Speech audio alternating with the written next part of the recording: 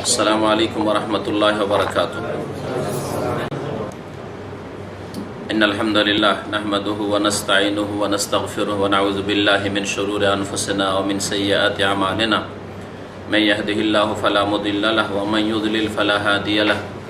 وأشهد أن لا إله إلا الله وحده لا شريك له وأشهد أن محمدا عبده ورسوله صلى الله تعالى عليه وعلى آله وصحبه وسلم تسليما كثيرا. أما بعد فأعوذ بالله من الشيطان الرجيم. بسم الله الرحمن الرحيم. إنه من يشرك بالله فقد حرم الله عليه الجنة ومأواه النار وما للظالمين من أنصار. আল্লাহ পাকের সমস্ত প্রশংসা যে আল্লাহ রব্বুল আলামিন একক যার কোনো শরীক নেই। সালাত এবং সালাম নাযিল হোক নবী মুহাম্মদ রাসূলুল্লাহ সাল্লাল্লাহু আলাইহি ওয়াসাল্লামের উপর, যার রিসালাতকে মেনে নেওয়া এবং যার রিসালাতের সাক্ষ্য প্রদান করা, যার অনুসরণ করা, তিনি যা কিছু জানিয়েছেন তা বিশ্বাস করা, তাকে সবচেয়ে বেশি ভালোবাসা, তার কথাকে সকলের কথার উপর প্রাধান্য দেওয়া, এ হচ্ছে প্রত্যেক মানুষের উপর ফরজ যা আল্লাহ পাক রব্বুল আলামিন নবী করিম সাল্লাল্লাহু আলাইহি সাল্লামের ক্ষেত্রে মানব জাতির উপর ফরজ করেছেন। আজকে আমাদের দুরুসুল মুহিম্মা গুরুত্বপূর্ণ শিক্ষা নামক শেখ আল্লামা ইবনে বাজ রহমতুল্লাহ আলাইহির কিতাব থেকে আজকে দর্সের বিষয়বস্তু হচ্ছে নওয়াকিজুল ইসলাম বা ঈমান ভঙ্গকারী বিষয়, বা অন্য ভাষায় বলতে পারি যে দুটি কথার সাক্ষ্য প্রদান করা যে কালেমা তাইয়্যিবাতে রয়েছে বা কালেমা শাহাদাতে রয়েছে, আশহাদু আল্লা ইলাহা ইল্লাল্লাহ, আমি সাক্ষ্য প্রদান করি যে আল্লাহ ছাড়া কেউ সত্য মাবুদ নেই, ও আশহাদু, আরও সাক্ষ্য প্রদান করি যে মুহাম্মদ সাল্লাল্লাহু আলাইহি ওয়াসাল্লাম আল্লাহর রসুল, ও আশহাদু আন্না মুহাম্মাদান রাসূলুল্লাহ। এই দুটি বাক্যের শাহাদাতকে শাহাদাতাইন বলা হয়, দুইটি বিষয়ের সাক্ষ্য প্রদান। এই যে দুটি বাক্যের বা দুটি কালেমার সাক্ষী দিলেন আপনি, এই আপনার সাক্ষী কখনো কখনো ভঙ্গ হয়ে যেতে পারে। আপনার সাক্ষ্য প্রদানের পরেও সে সাক্ষ্য প্রদান কোনো কাজে আসবে না আপনার, এটা হতে পারে। কোন কোন কারণে এই সাক্ষ্য প্রদান আপনার বিনষ্ট হয়ে যায়, কোনো কাজে আসে না, সেগুলি আজকে প্রথমে বর্ণনা করব। আর তার সাথে সাথে গত সপ্তাহে যে আলোচনা হয়েছে, গত সপ্তাহের বিষয়বস্তু ছিল লা ইলাহা ইল্লাল্লাহ, আল্লাহ ছাড়া কেউ যে সত্য মাবুদ নেই, এই কথাটির যে সাক্ষ্য প্রদান করলেন এর কিছু শর্তাবলী রয়েছে, কিছু শর্ত রয়েছে, সেই শর্তগুলি পুরা করতে হবে। শর্ত পুরা করে যদি লা ইলাহা ইল্লাল্লাহ পড়েন, তার সাক্ষী দেন, তাহলে এই সাক্ষী আপনার কাজে আসবে, না হলে কোনো কাজে আসবে না। 8টি শর্ত উল্লেখ করা হয়েছে গত সপ্তাহে। এখন কালেমা তাইয়্যিবাতে যেহেতু আর একটি অংশ রয়েছে, সেটা হচ্ছে মুহাম্মাদুন রাসূলুল্লাহ, মুহাম্মদ সাল্লাল্লাহু আলাইহি সাল্লাম আল্লাহর রাসূল। তো মুহাম্মদ সাল্লাল্লাহু আলাইহি সাল্লাম আল্লাহর রাসূল, এটাও আপনার আমার যে সাক্ষী তার একটা অংশ, যে সাক্ষীটা দিচ্ছি আমরা তার একটা অংশ। তো এরও কিছু শর্তাবলী রয়েছে। সংক্ষেপে এই শর্তাবলী আপনাদের সামনে পেশ করি। ভাষ্যকার বলছেন, শুরুত শাহাদাতে আন্না মুহাম্মাদান রাসূলুল্লাহ, মুহাম্মদ সাল্লাল্লাহু আলাইহি সাল্লাম আল্লাহর রাসূল, এ কথার সাক্ষ্য প্রদানের শর্তাবলী। প্রথম শর্ত হচ্ছে যে শাহাদাতের সাথে সাথে আল ইতিরাফ বিরিসালাতিহি, রাসূলুল্লাহ সাল্লাল্লাহু আলাইহি ওয়াসাল্লামের রিসালাতকে স্বীকার করে নেওয়া, রিসালাতের অঙ্গীকার করা, ওয়া ইতিকাদুহা বাতিনান ফিল কলবি, এবং অন্তর থেকে তা বিশ্বাস করা। অন্তরে বিশ্বাস করার পরে সাক্ষী দেবেন। সাক্ষীটা মুখে হয়, মৌখিক কথা। মুখের সাক্ষীর সাথে সাথে অন্তরে দৃঢ় বিশ্বাস হইতে হবে। অন্তরে যদি বিশ্বাস না থাকে, শুধু মুখে বলেন, তাহলে এটা হচ্ছে কপটতা, মুনাফিক। এই সাক্ষী কোনো কাজে আসবে না। দ্বিতীয় শর্ত হচ্ছে আন-নুতকু বিযালিক, সাক্ষী দেওয়া মানে এটা উচ্চারণ করা, মুহাম্মাদুন রাসূলুল্লাহ, মুহাম্মদ সাল্লাল্লাহু আলাইহি ওয়াসাল্লাম আল্লাহর রাসূল, এই কথা আপনি উচ্চারণ করবেন। ওয়াল ইতিরাফ বিহি, আর তার অঙ্গীকার করবেন বাহ্যিকভাবে, বিল লিসান, আপনার বচন দ্বারা, আপনার জবান দ্বারা উচ্চারণ করে। যেমন অন্তর থেকে আপনি বিশ্বাস করবেন রাসূলুল্লাহ সাল্লাল্লাহু আলাইহি ওয়াসাল্লামকে, তেমনি উচ্চারণ করবেন জবানে এবং অঙ্গীকার প্রকাশ করবেন জবানে। ভিতর থেকে অঙ্গীকার করা আর বাইরেও অঙ্গীকার করা জবান দ্বারা। তৃতীয় শর্ত হচ্ছে আল মুতাবা লাহু, রাসূলুল্লাহ সাল্লাল্লাহু আলাইহি ওয়াসাল্লামের অনুসরণ করা। স্বীকার করলেন আপনি, অন্তর থেকেও মানলেন আর জবানেও স্বীকার করলেন, কিন্তু তার পথে চলছেন না, তার অনুসরণ করছেন না, তাহলে মুহাম্মদ রাসূলুল্লাহ বলা কাজে আসবে না। তৃতীয় শর্ত হচ্ছে তার ইত্তেবা করা, অনুসরণ করা। যে অনুসরণের কথা কোরআনে কারীমের অনেকগুলি আয়াতে বলা হয়েছে। কোথাও ইত্তেবা অনুসরণ বলা হয়েছে, কোথাও ইতাআ আনুগত্য বলা হয়েছে। বিআইয়ামালা বিমা জাআ বিহি মিনাল হক, অনুসরণ কাকে বলা হয়? যে সত্য নিয়ে রাসূলুল্লাহ সাল্লাল্লাহু আলাইহি সাল্লাম এসেছেন সেই সত্য অনুযায়ী আমল করবেন। আপনার আমলটা কার তরিকা অনুযায়ী হবে? রাসূলুল্লাহ সাল্লাল্লাহু আলাইহি সাল্লামের তরিকা অনুযায়ী হবে। এবং রাসূলুল্লাহ সাল্লাল্লাহু আলাইহি সাল্লাম যেসব কথা কাজ থেকে নিষেধ করেছেন সেগুলি থেকে বেঁচে থাকতে হবে, সেগুলিকে পরিত্যাগ করতে হবে। ইয়াতরুকু মা নাহা আনহু মিনাল বাতিল, যেসব বাতিল কথা কাজ নিষেধ করেছেন রাসূলুল্লাহ সাল্লাল্লাহু আলাইহি সাল্লাম সেগুলি ছেড়ে দিতে হবে। 4 নম্বর শর্ত হচ্ছে যে রাসূলুল্লাহ সাল্লাল্লাহু আলাইহি ওয়াসাল্লাম যা কিছু অতীত সম্পর্কে বলেছেন, ভবিষ্যৎ সম্পর্কে বলেছেন, তা বিশ্বাস করতে হবে। তাসদীকুহু, রাসূলুল্লাহ সাল্লাল্লাহু আলাইহি ওয়াসাল্লামকে বিশ্বাস করা। ফিমা আখবারা বিহি মিনাল গুয়ুব আল মাদিয়া, যেসব অদৃশ্য সম্পর্কে, চোখের আড়ালের বিষয় সম্পর্কে রাসূলুল্লাহ সাল্লাল্লাহু আলাইহি ওয়াসাল্লাম সংবাদ দিচ্ছেন, অতীতকালে ঘটেছে আর নবী সাল্লাল্লাহু আলাইহি ওয়াসাল্লাম বলেছেন। ওয়াল মুস্তাকবিলা, বা আগামীতে ঘটবে, এখনো ঘটেনি, ঘটবে, নবী সাল্লাল্লাহু আলাইহি ওয়াসাল্লাম বলেছেন। এরকম অনেক গায়বের কথা রয়েছে যেগুলো চোখের আড়ালের জিনিস। আমাদের চোখের আড়ালে আদম আলাইহিস সালামের সৃষ্টি, ঠিক না? ইবলিসের সেজদা অস্বীকার করা, মালায়েকার সেজদা করা আদম আলাইহিস সালামকে। আমাদের চোখের আড়ালে নূহ আলাইহিস সালাম, আমাদের চোখের আড়ালে ইদ্রিস আলাইহিস সালাম, ইব্রাহিম আলাইহিস সালাম, মুসা আলাইহিস সালাম, ঈসা আলাইহিস সালাম, তাওরাত, জবুর, এগুলো সব চোখের আড়ালে জিনিস, ঠিক কিনা? অতীতের ঘটনা। এগুলি বিশ্বাস করতে হবে। কেউ যদি বলে আমি ওইটা বিশ্বাস করি না, তাহলে সে মুসলিম হতে পারবে না। রাসূলুল্লাহ সাল্লাল্লাহু আলাইহি ওয়াসাল্লামের রিসালাতকে সে মানল না। কোরআনে কারীমে এই সংবাদ দেওয়া হয়েছে অথবা রাসূলুল্লাহ সাল্লাল্লাহু আলাইহি ওয়াসাল্লামের কোন সহিহ হাদিসে এই সংবাদ রয়েছে, তাহলে অতীতের সংবাদ। এখন কিচ্ছা কাহিনী কোরআনেও নেই আর রাসূলুল্লাহ সাল্লাল্লাহু আলাইহি ওয়াসাল্লামের কোন সহিহ হাদিসে না, জাল জয়ীব কথা, তা বিশ্বাস করতে হবে না, কোনো প্রয়োজন নেই তা বিশ্বাস করা। বরং বিশ্বাস করব না, জানি না হয়েছে কি হয়নি, আমাদের কাছে বিশ্বসূত্রে প্রমাণিত হয়নি। এরকম বহু ঘটনা রয়েছে কিচ্ছা কাহিনী, আমাদের সাদ্দাদের ঘটনা, সব ইসরায়েলি বর্ণনা, হইতে পারে নাও হইতে পারে। আমরা বাধ্য নয় বিশ্বাস করার জন্য। কোরআনে যদি থাকতো বিশ্বাস করতে হইতো, রাসূলুল্লাহ সাল্লাল্লাহু আলাইহি ওয়াসাল্লাম হাদিসে থাকতো বিশ্বাস করতে হইতো। ভবিষ্যতে অনেক কিছু হবে, দাজ্জাল আসবে, ঠিক না? তারপরে ঈসা আলাইহিস সালাম আসবেন, ইয়াজুজ মাজুজ আসবে, মেহদি আসবেন, আর কিয়ামত হবে। মানুষ মারা গেলে, সৎ মানুষ হলে কবরে সুখে থাকে, আল্লাহর নিয়ামত পায়, অসৎ হলে আযাব শাস্তি হয়। সব গায়েবের কথা, নবী সাল্লাল্লাহু আলাইহি ওয়াসাল্লাম বলেছেন। হ্যাঁ, আপনার আমার সকলের ক্ষেত্রে ঘটবে। একদিন পুনরুত্থান হবে, উঠতে হবে, আর বাস বাদার মত, হিসাব দিতে হবে, জবাব দিতে হবে। আমাদের আমলনামা প্রত্যেকের হাতে পেশ করা হবে, ডান হাতে নয় বাম হাতে। সব গায়েব কিনা? সব গায়েব, বিশ্বাস করতে হবে। 5 নম্বর শর্ত হচ্ছে, কিসের শর্ত? মুহাম্মদুর রাসূলুল্লাহ শর্ত। কালেমায়ে লা ইলাহা ইল্লাল্লাহ আর মুহাম্মদুর রাসূলুল্লাহ, দুটা যে কালেমা আছে, এই কালেমায়ে শাহাদাতের দুটো বাক্য, তার দ্বিতীয় বাক্যের কথা চলছে।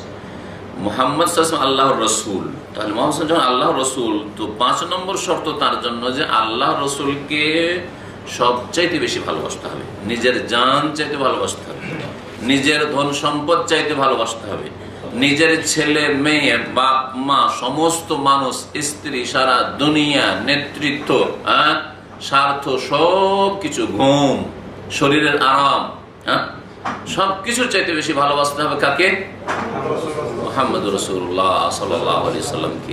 এটা হচ্ছে শর্ত। যদি না, আমি আমার প্রাণকে বেশি ভালোবাসি, আমার জীবনটা হচ্ছে আসল, আমার চাকরিকে ভালোবাসি, আমার ঘুমকে ভালোবাসি, ঘুম পড়া না হলে আমি নামাজ উঠতে পারি না, তাহলে এই মুহাম্মদুর রাসূলুল্লাহ পড়া কাজে আসবে না, মন্ত্র পড়ে কাজে আসবে না, হিন্দুদের মতো মন্ত্র হবে।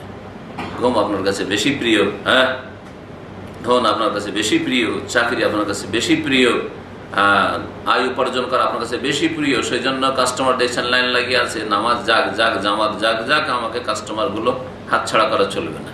তাহলে কে প্রিয় হইল? রাসূল প্রিয় হলেন না পয়সা, ব্যবসা?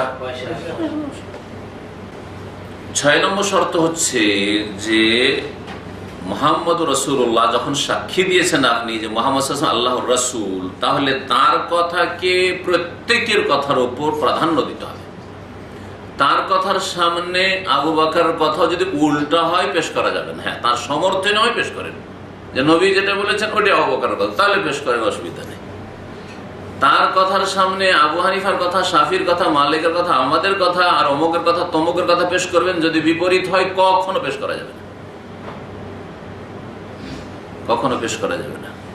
যদি আপনার সামনে বলা হয় রাসূলুল্লাহ সাল্লাল্লাহু আলাইহি ওয়াসাল্লাম এইরকম নামাজ পড়েছেন, আপনি বলছেন যে আমাদের মযহাবে কেমন আছে, তাহলে রাসূলুল্লাহ সাল্লাল্লাহু আলাইহি ওয়াসাল্লামের সামনে কি পেশ করলেন আপনি? মযহাব কি পেশ, কোনটাকে প্রাধান্য দিচ্ছেন আপনি? আপনার মযহাবকে প্রাধান্য দিচ্ছেন। তাহলে আপনি মুহাম্মদুর রাসূলুল্লাহ সাল্লাল্লাহু আলাইহি সাল্লাম এই কালেমার শর্ত পুরা করলেন না।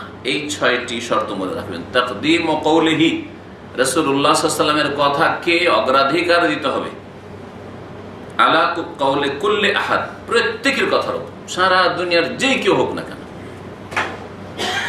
বা মা, স্ত্রী।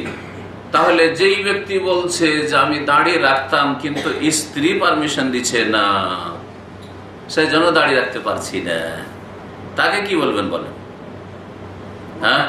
কার কথাকে অগ্রাধিকার দিল? বিবি সাহেবার কথা কি? আল্লাহর নাফরমানি করে, রসুলের নাফরমানি করে, আর কলেমা পড়ে রসুল, আর বিবির কলেমা পড়ো, স্ত্রীর কলেমা পড়ো, যাকে মানছো তার কালেমা পড়ো। রাসূলুল্লাহ সাল্লাল্লাহু আলাইহি ওয়াসাল্লামের কালেমা যখন পড়েছো মুহাম্মাদুর রাসূলুল্লাহ, তাহলে তোমাকে রাসূলুল্লাহ সাল্লাল্লাহু আলাইহি ওয়াসাল্লামের কথা কাজকে, সকলের কথা কাজে প্রাধান্য দিতে হবে। তারপরে আজকের মূল বিষয়বস্তু যেটা বলছিলাম সেটা হচ্ছে ইসলাম ভঙ্গকারী বিষয়, ঈমান ভঙ্গকারী বিষয়, ওয়া শাহাদাতাই লা ইলাহা ইল্লাল্লাহ নষ্ট করে দিবে, মুহাম্মদুর রাসূলুল্লাহ আপনার বলা নষ্ট করে দিবে, এমন কিছু বিষয় রয়েছে। এই বিষয়গুলি অনেকগুলি হতে পারে, তবে মৌলিক কিছু বিষয় রয়েছে, ওই মূল কথাগুলি বলে দিলে বাকি কথাগুলি এইগুলির মধ্যে এসে যাবে। এইরকম প্রসিদ্ধ ঈমান বা ইসলাম ভঙ্গকারী বিষয় কালেমা লা ইলাহা ইল্লাল্লাহ আর মুহাম্মদুর রাসূলুল্লাহ, এই কালেমা নষ্টকারী বিষয় 10টি রয়েছে। এ সম্পর্কে আমাদের এর আগে আরো আলোচনা আছে, কিন্তু আমরা যেহেতু বিশেষ একটি কিতাব নিয়ে চলছি, তাতে এই আলোচনাটা এসছে, সেজন্য সংক্ষেপে পেশ করে দিচ্ছি। শাইখুল ইসলাম মুহাম্মদ বিন আব্দুল্লাহ রাহমাতুল্লাহি আলাইহি এবং অন্যান্য ওলামারা 10টি ঈমান ইসলাম ভঙ্গকারী বিষয়, কালেমা নষ্টকারী বিষয় উল্লেখ করেছেন। হে আখতার ওয়া আযামুন নওয়াকিজ, যেগুলি মারাত্মক ইসলাম ঈমান ভঙ্গকারী বিষয়, যাতে দুর্বল হয় না বরং নষ্ট হয়ে যায়। শুধু ঈমান ইসলাম দুর্বল হয় না, নষ্ট হয়ে যায়। যেমন আপনারা জানেন রোজা, নামাজ, যে কোনো ইবাদত বন্দেগী সম্পর্কে কিছু জিনিস আছে যে রোজাকে নষ্টই করে দেয়, আর কিছু জিনিস আছে যেগুলি কি করে, রোজাকে দুর্বল করে। এই রকমের নামাজ, কিছু জিনিস আছে নামাজকে একেবারে নষ্ট, বাতিল করে দেয়, আর কিছু আছে নামাজকে দুর্বল করে, ঠিক না? এইরকম কালেমার ক্ষেত্রেও ওই রকমই আছে। কিছু জিনিস আছে যেগুলিতে কালেমা দুর্বল হয়ে যায়, ঈমান দুর্বল হয়ে যায়, ইসলাম দুর্বল হয়ে যায়। কিন্তু যে 10টি জিনিস আজকে বর্ণনা করব, এতে দুর্বল শুধু হয় না, বরং ঈমান, ইসলাম, কালেমা কি হয়ে যায়? নষ্ট হয়ে যায়, ধ্বংস হয়ে যায়, বিধ্বংসী। কালেমা ধ্বংসকারী বিষয়। নামাজ নষ্ট করে এমন বিষয়? হ্যাঁ, নামাজের ভিতরে ইচ্ছা করে কথা বলা।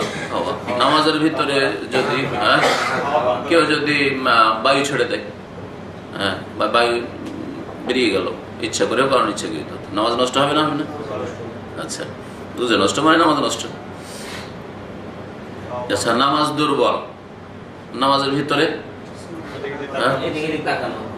এদিক ওদিক অন্যমনস্কতা, হ্যাঁ, নামাজের ভিতরে পুরা আপনি গোটা মাসের হিসাব করলেন যে এই মাসে খাওয়া খরচ করতে হইলো, কত টাকা বাঁচাইতে পারলাম, হিসাব করছেন। এমনি আপনার দেহ নামাজ পড়ছে কিন্তু মন কি করছে? হিসাব করছে সব, হ্যাঁ, কত টাকা পাঠালাম। বা নামাজের এখানে রেটটা শুনে এসেছেন যে আজকে বাংলাদেশ টাকা রেট কত, তো ভাবছেন যে আমি 1,500 টাকা পাঠাবো, তাহলে কত টাকা হবে? এইসব হিসাব নিকাশ চলছে নামাজের ভিতরে। এক কথায় দুনিয়ার কাজ চলছে নামাজের ভিতরে। নামাজ কি নষ্ট হয়ে যাবে? নামাজের খুশু নষ্ট হবে, একাগ্রতা নষ্ট হবে, তার মানে নামাজ দুর্বল হবে, ঠিক না? রোজার অবস্থা যদি পানাহার করে কেউ, তাহলে কি হবে? নষ্ট হয়ে যাবে। কিন্তু রোজার অবস্থা যদি গালাগালি করে, তর্ক করে, অশ্লীল কথা বলে, মিথ্যা কথা বলে, নষ্ট হবে কি? দুর্বল হয়ে যাবে। কম দুর্বল হোক আর বেশি দুর্বল হোক, বেশি করলে বেশি দুর্বল হবে। তো এইরকমই ইমান ইসলামের ক্ষেত্রেও একই কথা প্রযোজ্য। কিছু কথা কাজ যাতে ইমান, যে কোনো গুনার কারণে ইমান দুর্বল হয়ে যায়, হ্যাঁ, যে কোনো গুনার কারণে ইসলাম কমজোর হয়ে যায়, যে কোনো গুনাহ করলে। কিন্তু এমন গুনাহ করলেন যেই গুনার কারণে মানুষ ইসলাম থেকে বেরিয়ে যায়, এমন কিছু পাপ যদি করেন, কথা বললেন বা কাজ করলেন, তাহলে পুরো ইসলাম, ইমান, কালেমা কি হয়ে যায়? ধ্বংস হয়ে যায়, নষ্ট হয়ে যায়। প্রথম বিষয় হচ্ছে আশিরক বিল্লাহ, আল্লাহর সাথে কোনো কিছুকে শরীক করা, ব্যক্তি হোক বা বস্তু হোক।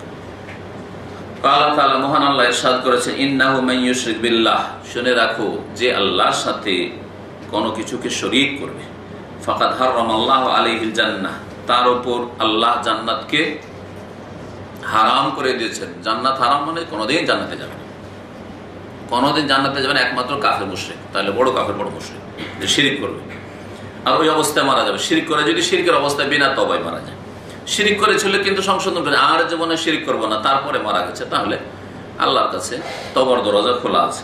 ওয়া মাওয়াহুন নার, জান্নাত যখন হারাম তাহলে তার ঠিকানা কোথায়? বাসস্থান হচ্ছে জাহান্নাম। ওয়া মা লিয-যালিমিনা মিন আনসার, আর কেউ ভাবতে পারে যে জাহান্নামে যাবে কিন্তু তাদের জন্য সুপারিশ হবে, নবী সাল্লাল্লাহু আলাইহি ওয়াসাল্লাম সুপারিশ করবেন, হ্যাঁ, নেক লোকেরা সুপারিশ করবে ইত্যাদি। আল্লাহ বলছেন না, এরা এত বড় জালেম, মুশরিক, কাফের, যে এইরকম জালেমদের জন্য কোনো আনসার, সাহায্যকারী নেই, কোনো সাহায্যকারী নেই, মানে কেউ সুপারিশ করে নিয়ে যেতে পারবে না। আল্লাহর সামনে সিজদায় পড়ে যদি কান্নাও করে কোন নবী রাসূল, তবু আল্লাহ মুশরিককে মাফ করবেন না, যারা শিরক করে মারা যাবে। সূরা মায়েদা আয়াত নম্বর ৭২। শিরকের অন্তর্ভুক্ত আমাদের শিরক বলা হয়, কিন্তু কোনটা শিরক চিহ্নিত করা হয় না। বলা হয় কি যে হিন্দুরা পূজা করে ওইটা শিরক, হ্যাঁ, গির্জাতে গেলে ওটা শিরক, হ্যাঁ, ইহুদিদের কাজটা শিরক, বৌদ্ধদের কাজটা শিরক, কিন্তু মুসলিমরা ওই সমস্ত শিরকি কাজ করতে বলছেন না না না, ও তো মুসলিম, নামাজ পড়ে, রোজা রাখে, সবকিছু করছে, কি করে ওকে বলছেন যে ও বড় শিরক করলো, অথচ একই কাজ করলো। ওরা দুর্গার কাছে আশা রাখা, আপনি দুর্গার কাছে আশা রাখলেন, হ্যাঁ, ওরা লক্ষ্মীর কাছে আশা করে যে রুজিতে বরকত হবে, হ্যাঁ, রুজি বৃদ্ধি করবে ওদের লক্ষ্মী, আর ওদের সরস্বতী বিদ্যা দেবে। আর যদি কোন মুসলিম মনে করে যে গৌস কুতুবরা ছেলে দিতে পারে, রোগ ভালো করতে পারে, তো একই কাজ, তো কোনো পার্থক্য নেই। সেই জন্য এইরকম অবিচার করবেন না যে বিজাতি হইলে তাদের উপর কাফের মুশরিকের ফতোয়াবাজি করবেন, হ্যাঁ, আর নিজের জাতির জন্য ৭ খুন না, শিরক কুফরি সব মাফ, শুধু ৭ খুনই না, হ্যাঁ, বরং শিরক কুফরি সব মাফ, হ্যাঁ। আর এইরকম বিদাতি মোল্লারা এই আয়াতগুলিকে সবগুলি ওদের ফিট করে। যদি এই আয়াতের আওতাভুক্ত তাদেরকে করা হয় যারা বড় শিরক করছে, করাচ্ছে, তাহলে দেখো দেখো দেখো আমাদেরকে মুশরিক বানিয়ে দিল, আর এই একই কাজ তো করছো, তোমার জন্য সব মাফ আর ওদের জন্য কোনো ছাড় নাই, এটা কোথায় পেলে? হ্যাঁ, এটা তো মানুষের বিচার না। আল্লাহ রাব্বুল আলামিনের নজরে মানব জাতি সকলে সমান। মানুষের আল্লাহ অন্তর দেখেন আর কাজ দেখেন, রূপ চেহারা দেখেন না। তুই মুসলিম ঘরে জন্মেছিস, সেজন্য তোর রূপ চেহারা দেখে আর তোর বংশ দেখে জান্নাত দিয়ে দেবো। এটা দেখেন না, ইন্নাল্লাহ লা ইয়ানজুরু ইলা সুওয়ারিকুম ওয়ালা ইলা আজসাদিকুম, আল্লাহ তোমাদের রূপ চেহারাও দেখেন না আর তোমাদের বডি দেহটাও দেখেন না, যে কোন দেশের আর কোন ভাষার আর কোন জাতিতে জন্মেছ আর কোন পরিবারে জন্ম নিয়েছো, এইসব দেখেন না। ওয়ালাকিন ইয়ানজুরু ইলা কুলুবিকুম ওয়া আমালিকুম, তোমাদের অন্তর অবস্থাতে অন্তর ঈমান আছে না শিরক আছে, তাওহীদ আছে না শিরক আছে। ওয়া আমালিকুম, তোমাদের আমল দেখেন যে তোমাদের আমল তাওহীদি আমল, তাওহীদের ভিত্তিতে আমলগুলি হচ্ছে না শিরকের সংমিশ্রণের সাথে আমল হচ্ছে। শিরকের অন্তর্ভুক্ত হচ্ছে মৃতদেরকে ডাকা, ইয়া গৌস মাদাদ বলা, ইয়া বাবা বলে কাউকে ডাকা, বলে কাছে ফরিয়াদ কামনা করা, উদ্ধার কামনা করা, তাদের জন্য মান্নত করা, এই যে খাসি মোরগের মান্নত করে নিয়ে যাওয়া মাজারে, আর এগুলিকে জবাই করা আল্লাহর অন্যের জন্য, সেটা মন্দিরে কেউ করুক অথবা মাজারে করুক, একই হুকুম। দ্বিতীয় ঈমান ভঙ্গকারী বিষয় বা কালিমা নষ্টকারী বিষয় হচ্ছে মান জাআলা বাইনাহু ওয়া বাইনাল্লাহি ওয়াসাইত, যেই ব্যক্তি তার নিজের মাঝে আর আল্লাহর মাঝে মাধ্যম সাব্যস্ত করবে। ওয়াসিতাতুন জামা হচ্ছে ওয়াসাইত, মাধ্যম সাব্যস্ত করবে যে আল্লাহর কাছে সরাসরি পৌঁছা যায় না। আল্লাহর কাছে সরাসরি পৌঁছা যায় না তো কি লাগে, বলছে যে লাগে ব্যক্তি, লাগে ব্যক্তি কি বুজুর্গানের দিন লাগে। বুজুর্গানের দিন কারা?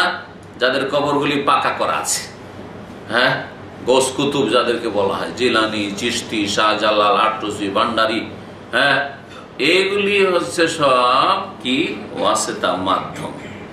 তো এইরকম হিন্দুরা বলে যে ওপরওয়ালা পর্যন্ত পৌঁছিলে দেবীর মাধ্যম লাগবে। নূহ আলাইহিস সালামের মুশরিক জাতি বলতো যে আল্লাহ পর্যন্ত পৌঁছার জন্য ওয়াদ, সোয়া, ইয়াগুস, ইয়াউক, নাসর এসব বুজুর্গানের দিন ছিল, এরা কে লাগবে, এদের ওসিলা ধরা লাগবে। আর মক্কার মুশরিকরা বলতো লাত, উজ্জা, মানাত, হোবাল এগুলির ওসিলা ধরা লাগবে। আর মুসলিমরা বলে যে হ্যাঁ গোস কুতুব লাগবে, খাজা বাবা লাগবে, না হয় জিলানি লাগবে, চিশতি লাগবে, অমুক তমুক এসব লাগবে। জি হ্যাঁ, পীর ধরা লাগবে। পীর ছাড়া কে তোমাকে জান্নাতে নিয়ে যাবে? পীর যদি না থাকে তো তোমাকে শয়তান থেকে রক্ষা করবে। আল্লাহ কিছুই রক্ষা করে, সব পীরের উপর ফেলে দিয়েছে। হ্যাঁ, যে পীর ধরলে শয়তান থেকে রক্ষা করে দিব।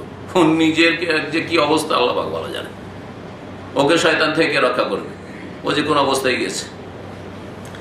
আর তাদের অধিকাংশের অবস্থা এরকম যে যারা শিরকি জীবন যাপন করে গেছে। মনে রাখবেন, যারা আল্লাহ আর বান্দার মাঝে মনে করবে ওয়াসতা আছে, তাদেরকে ধরতে হবে এরা সুপারিশ করে জান্নাতে নিয়ে যাবে।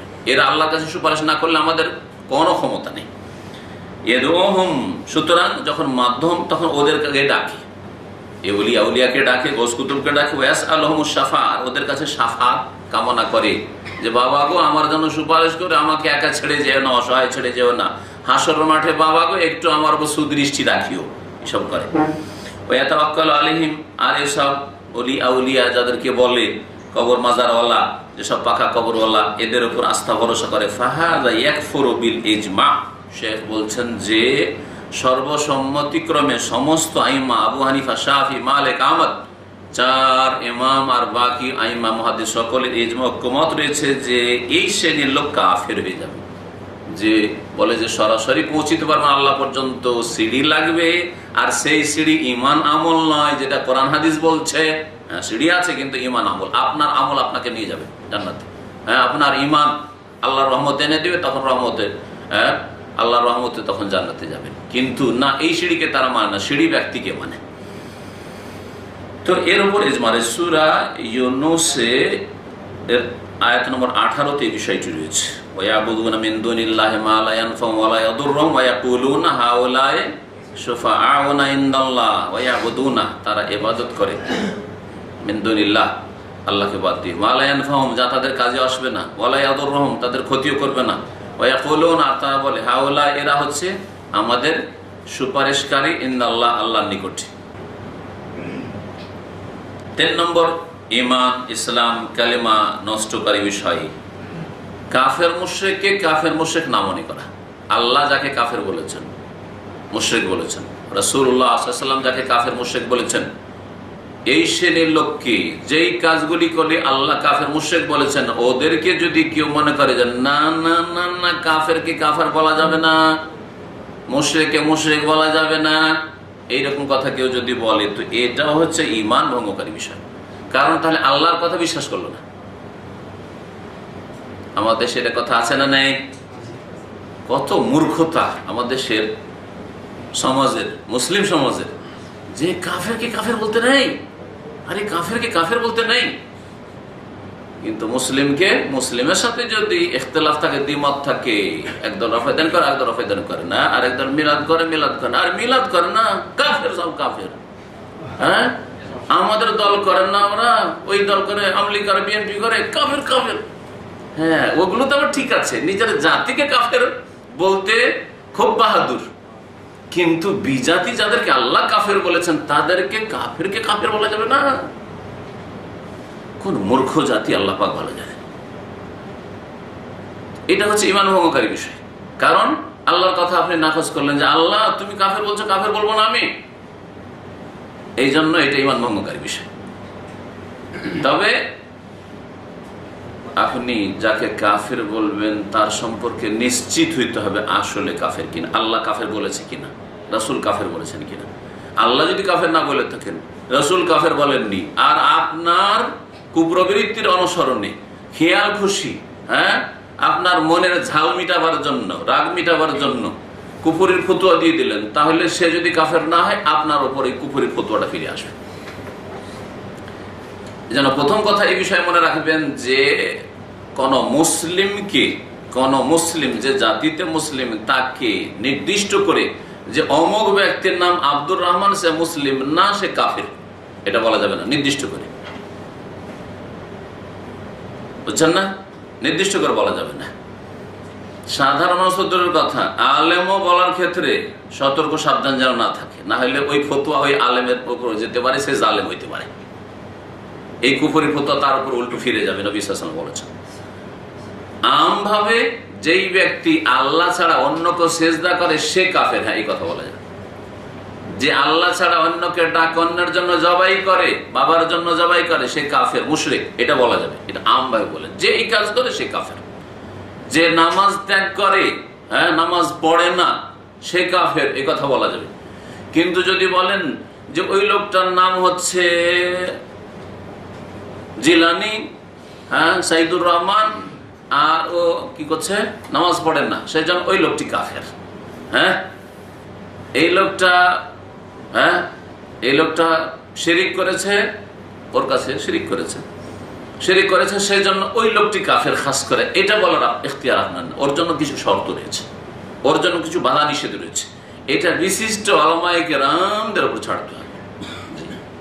আর এই ক্ষেত্রে আমাদের দেশের লোকেরা রাত দিন এই পাপে ডুবছে, মুসলিমকে কাফের বানাচ্ছে। যাকে ইচ্ছা রাখলো, যাকে ইচ্ছা বের করলো, মনের উল্টা হলে বের করে দিল, এরা মুসলিম নাকি, দিল বের করে। আর কাফের সম্পর্কে, যারা কাফের বিজাতি অমুসলিম, তাদের ক্ষেত্রে আবার হ্যাঁ খুব দয়া, খুব মায়া। কাফেরকে কাফের বলা যাবে না, কাফেরকে কাফের বলা যাবে না, জেহালতের শেষ নেই। তো ঈমান ইসলাম ভঙ্গকারী তৃতীয় বিষয়, মাল্লাম ইউকাফিরুল মুশরিকিনা, যারা মুশরিককে মুশরিক বা কাফের মনে করে না, আও শাক্কা ফি কুফরিহিম, অথবা তাদের কুফরিতে সন্দেহ করে, কুফরিতে সন্দেহ করে। কেউ যদি, এমন ব্যক্তি, যেই ব্যক্তি ফেরাউন যা বলেছে তাই বলেছে ওই ব্যক্তি, তারপরে বলছেন না না না, ও কি করে কাফের হইতে পারে, ও তো বড় ওলি ছিল, তাহলে এটা তার ঈমান ভঙ্গকারী বিষয়, সে কাফের হয়ে যাবে। ফেরাউনও বললো আনাল হক, হ্যাঁ, আনা রাব্বুকুমুল আ'লা, তো ফেরাউন বড় কাফের। কিন্তু হোসেন মনসুর হাল্লাদ যদি বলে, বলছে না না না, ও তো বড় বুজুর্গ ছিল, বড় আল্লাহ ওলি ছিল না, বড় শয়তানের ওলি ছিল। যারা কাফেরকে কাফের বলবে না অথবা সন্দেহ করবে কি করে হইতে পারে এই কাফের, তাহলে সে কাফের হয়ে যাবে। অথবা তাদের ধর্মকে ঠিক মনে করে। আজকাল মডার্ন মুসলিমেরা, পশ্চিমা দেশের অনেক মুসলিম কাফেরদের সাথে, মেজরিটি যেখানে কাফের সেখানে যারা বসবাস করে, পূর্বে হোক আর পশ্চিমে হোক, এরা মনে করে যে তাদের মধ্যে যারা ভালো মানুষ আছে, সচ্চরিত্রের আছে, তাদের ধর্ম পালন করে, তারা কারো বেঈমানি করে না, আত্মসাৎ করে না, ওরা কেন জান্নাত পাবে না? তার মানে তাদের সন্দেহ যে মুহাম্মদ রাসূলুল্লাহকে নাও যদি মানে, তবুও তারা শিরিক করে না, হ্যাঁ, তাওহীদের উপর আছে এই সংশয়ে। আর তারপরে কালিমাতে তো দুটো অংশ আছে, ও মুহাম্মদ রাসূলুল্লাহ। তারপরে কোন খ্রিস্টান আছে যে মুহাম্মদকে রাসূলুল্লাহ মানে? কোন ইহুদি আছে মুহাম্মদকে রাসূলুল্লাহ মানে? সাল্লাল্লাহু আলাইহি ওয়াসাল্লাম মানে। যেমন আমি আপনি মুসলিম হিসাবে যেমন মুহাম্মদ সাল্লাল্লাহু আলাইহি ওয়াসাল্লামকে রাসূলুল্লাহ মানি, তখন ঈসাকে রাসূলুল্লাহ মানি, মূসাকে রাসূলুল্লাহ মানি, মানি না মানি না?